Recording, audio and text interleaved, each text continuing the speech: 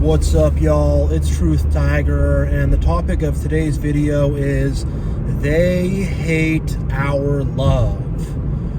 So you have a lot of these haters, a lot of narcissists, a lot of manipulators, and just a lot of people that are just like, maybe they're not all that, but they're just not like good people. They're not happy people. They're just not cool or chill people. And unfortunately, this is how the majority of the world is. The majority of the world are kind of like haters in some kind of capacity, and the minority are people who are more loving, kind, generative, and have that good loving spark within them. And the thing is, that loving spark that you have within you, it's your fuel source. It's like an engine in your heart, and that engine gets fueled by love. And then, your heart is now light and is now warm, and now your mind becomes illuminated by the light of your heart. And, you start to gain self-esteem from having that, that love in your heart. You start to care about yourself and care about others, and you want to, do a good job at things. And, there's just goodness in general, truth, respect, kindness, wisdom, knowledge, just all the goodness that, springs forth from your heart. And look, I'm not a perfect person. I'm not going to say I'm this amazing, always loving, but it's something that I strive to do. It's something that I strive to be. And, those are the statutes that I hold inside. That's sort of my internal constitution. That's my internal code that I run on, whereas they are the opposite. Their internal code is one of hatred, one of lack, jealousy, one of wanting to see people fail, one of having a bad attitude, just all these kinds of things, and of doubt, lack, just, all this negative stuff, that they are fueled by. And when they see you fueled by love, when they see you fueled by goodness, when they see that you're just motivated to do good things, and that's sort of what fuels you and what gets you going, it freaks them out and it drives them crazy, and they freaking hate it. It drives them nuts. And there's a few reasons why they hate it and why they hate the love that's within us. The first is that they need it. They can't survive without love. All that evil and hatred on its own will just go into death, darkness, it'll just go into nothingness. It's not going to really produce anything or spring anything forth. And the way that evil gains is by stealing, corrupting. Evil has to steal something good, corrupt something good in order to claim things and to get ahead. And you have these people who are all hateful and angry, and they're weird, and they stay stuck, they don't get ahead, they love to just have arguments and have drama, and they want to criticize people and judge people and whatever, just be all mean and nasty and stay stuck in their life and not make progress and things like that. They're in that state of mind, and they need you. They need your love. The fact that you can just get up and do things, you can make changes, you can improve yourself, you can improve the environment around you, and the fact that you actually care about people's well-being. They don't care about people's well-being, really at all. They kind of fake it a little bit, but they're kind of rooting against people weirdly,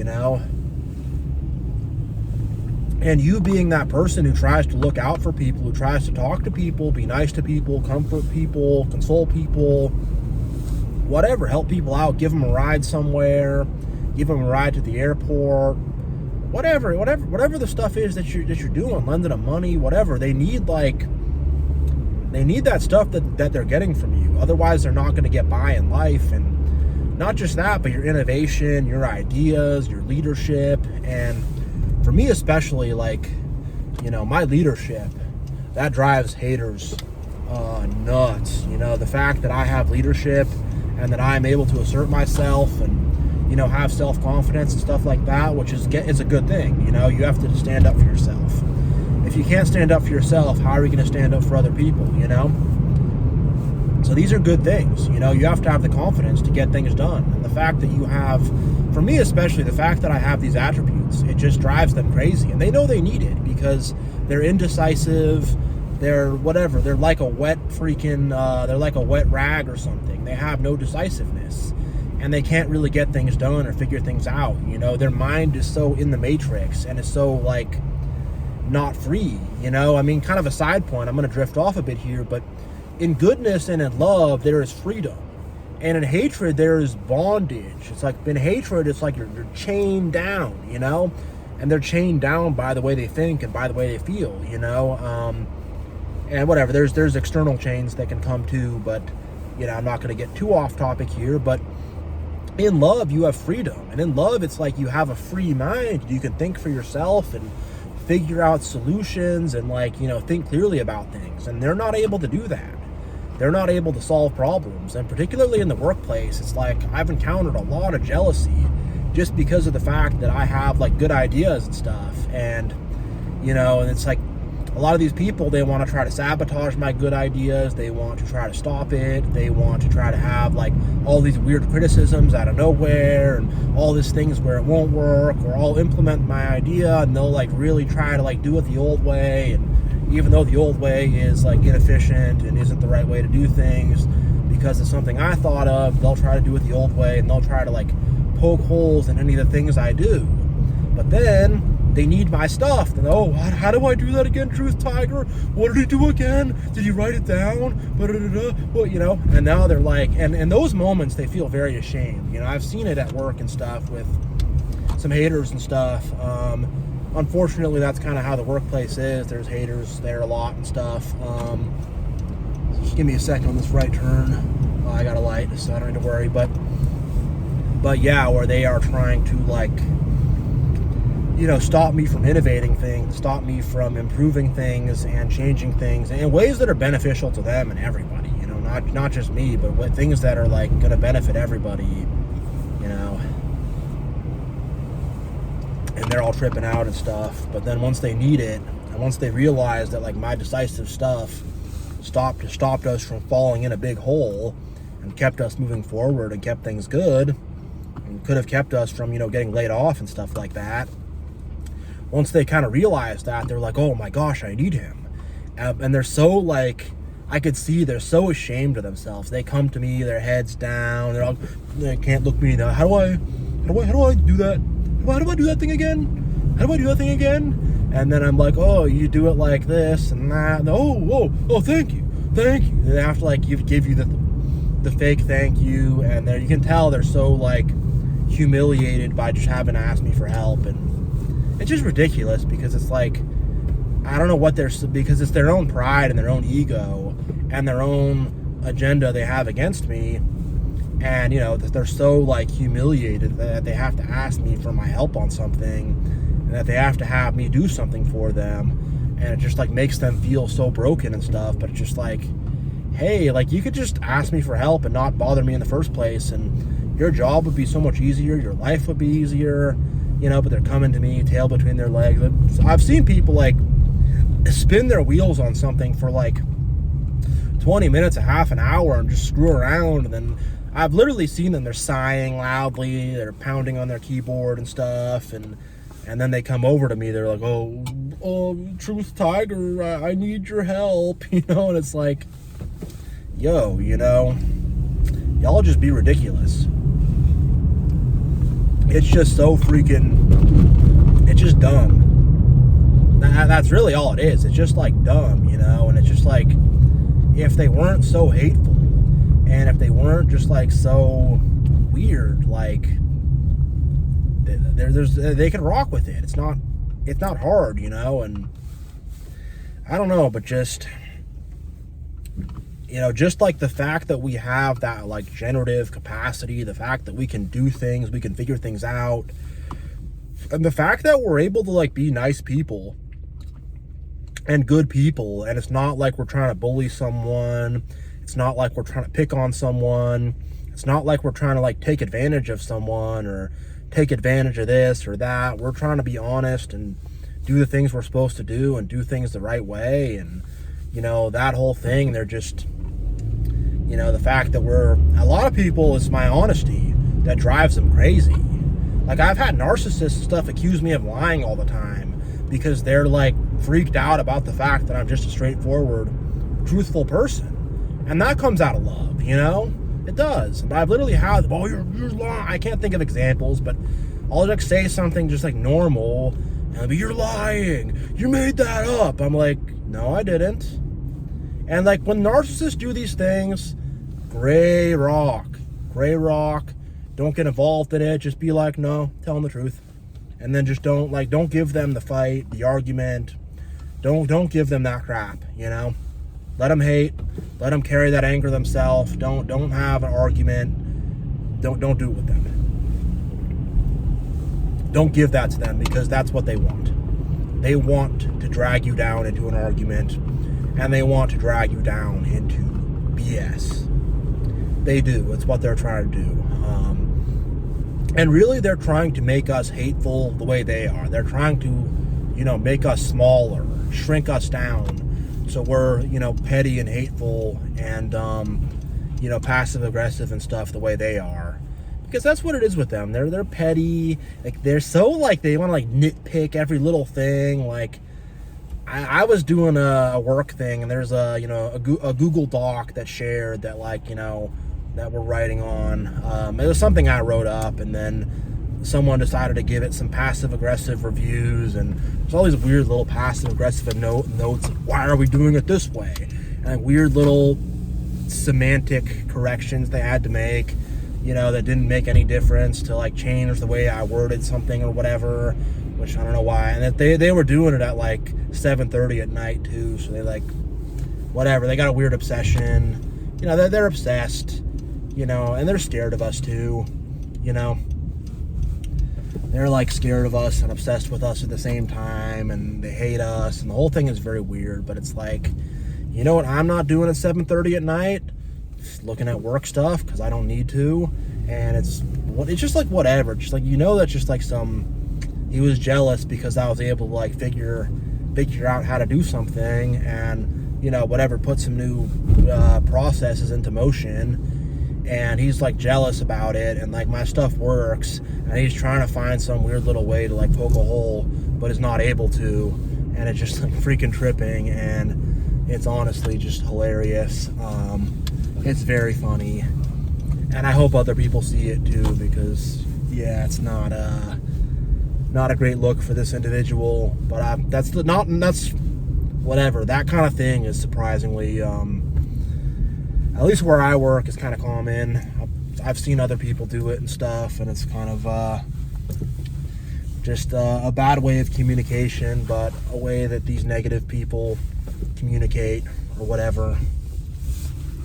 And I'm going to get to the next reason why they hate our love, is because love and hatred are not at peace. Good and evil are not at peace. God and the devil are not at peace. It's just not how it is. It's not how it works. Those two things are not able to be friends with each other. Those two things don't go well together. And there's always going to be a clash. There is. There's always going to be a clash. It's never going to be peace. It's just good and evil are not, they can't make friends with one another. Good and evil cannot sit down and eat lunch together. Good and evil cannot get in a bed together. Good and evil cannot sit down on a couch together and watch a game. Good and evil cannot go out on a date together. Good and evil cannot get together and have a family. It's just not, whatever it is, good and evil are not friends. They're not bedfellows. They're not anything. And there's just that inherent struggle with a lot of people who have evil within their hearts, and who don't have good intentions, and have a lot of rage and anger and shame and self-hatred.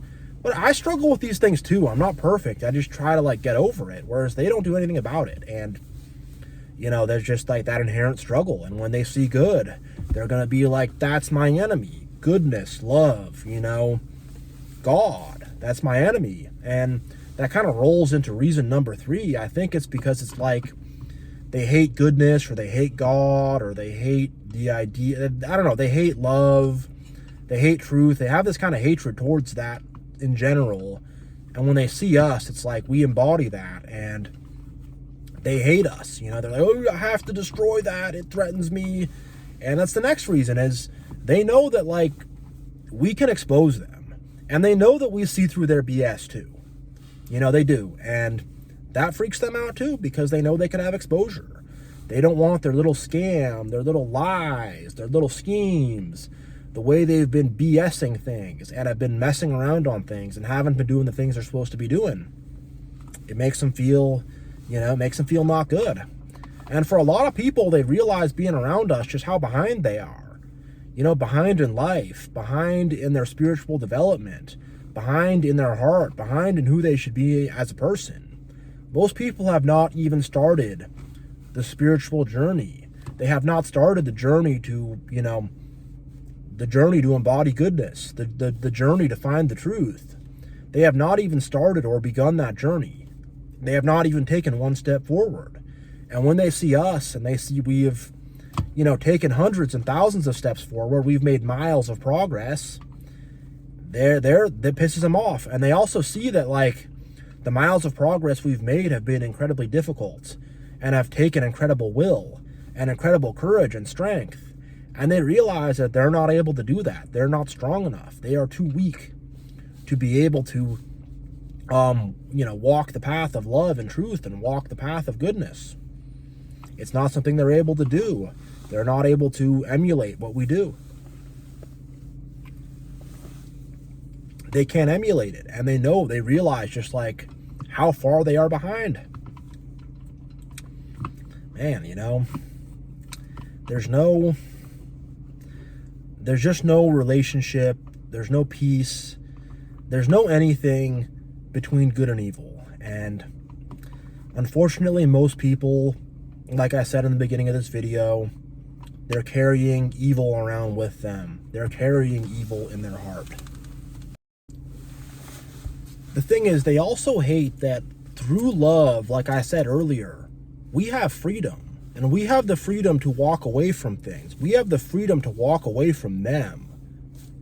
And that freaks them out. The fact that we don't need them, the fact that we're not just going to be like, oh my gosh, like, you know, oh, you're some hater person. Like, yeah, let's be friends. You know, the fact that we don't feel obligated to them, you know, the fact that we're able to just be our own people and live our own life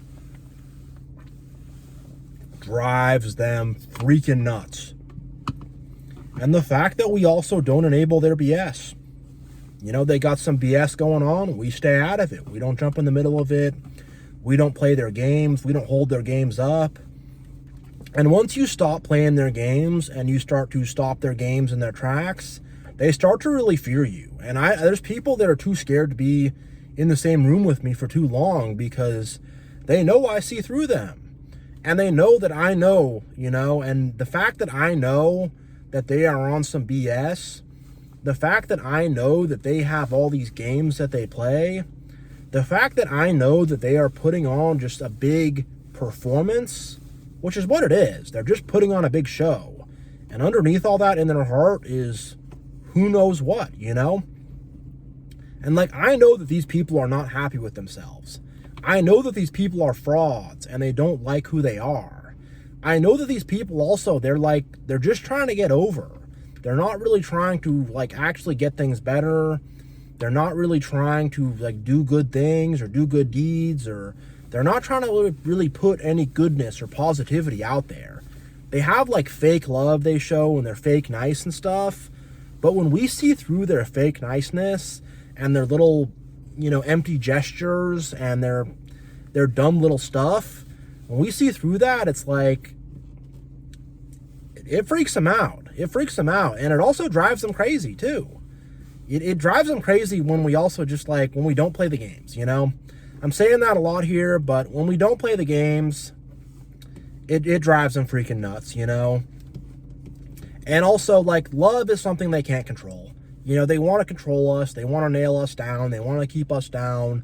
They want to cut off our wings and keep us from flying, and they're not able to do that. And we're flying high, and they're stuck on the ground, and they're just like, oh, I hate that he's flying high, and I'm stuck on the ground. But it's like, hey, you know, they could be making better choices in their life. They could be treating people better. They could have a much better attitude. They could be a lot more honest. They could be a lot more straightforward, but they're not doing that. So on that note, I'm going to end this video. Thank you all so much for watching, and I will see you all next time. Much love. God bless.